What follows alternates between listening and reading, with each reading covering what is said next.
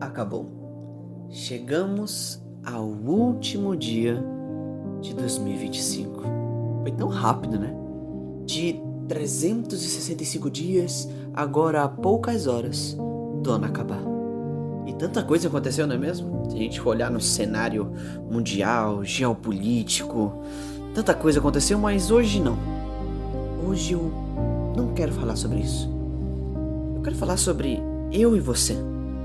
Se falar de mim, eu acho que a palavra-chave desse ano, que definiu esse ano, foi a palavra mudança.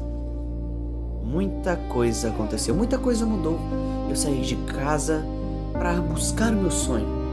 Meu grande sonho, a qual eu sempre sonhei desde criancinha. Esse ano eu cumpri uma parte desse plano, que é de me tornar um pastor. Caramba, essa foto parece que foi ontem. Parece que foi ontem que eu estou indo atrás do meu sonho de me tornar um pastor. E eu tenho certeza que, se não fosse pela minha mãe, pelo meu pai, acho que se não fosse pela minha família, eu tenho certeza disso, se não fosse pela minha família, eu não estaria fazendo isso. Eu nem estaria aqui para falar a verdade. Família é tudo.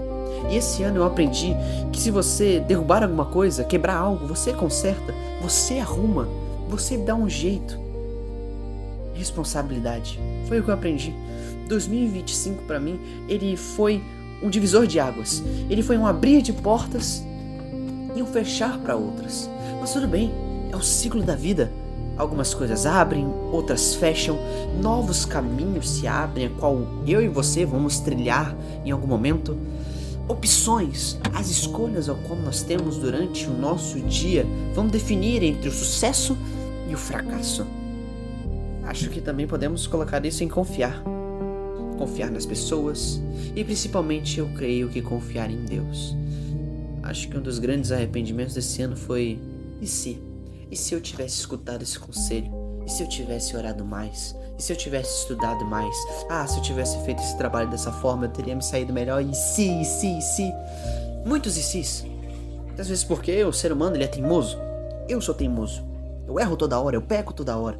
E o ser humano sempre fica nessa pequena palavra, mas aí tem um forte significado. E se eu tivesse feito dessa maneira? Se eu tivesse mudado? Mas eu creio que não é só ficar remoendo o passado, até porque leite derramado não se pode querer mais nada. Eu creio que agora é olhar para trás, olhar para 2025 e ver tudo que a gente foi bom e tudo que nós erramos e procurar analisar isso. O que eu quero dizer é que nós devemos olhar para nós agora, olhar para dentro de nós e fazer um check-up e ver como estamos. Será que eu fui bem? Será que eu fui mal? Eu acho que acima de tudo, pessoal, o que nós devemos fazer e perguntar é: o que foi 2025 para mim? E como eu estou em 2025? Pois acredite, a gente deve fazer isso. É como abrir uma folha de papel, um caderno, e ali naquele caderno nós fazemos uma pergunta. Mas gente, não é uma pergunta que envolva o mundo todo, que envolva toda uma sociedade ou todo um ecossistema, não. Eu estou dizendo uma única pessoa e não é uma pergunta qualquer, não. É a pergunta a qual nós devemos fazer, que envolva eu e você, a nossa pessoa. E essa pergunta, ela vai mudar por completo a sua percepção. Não envolve muitas pessoas. Essa pergunta envolve você.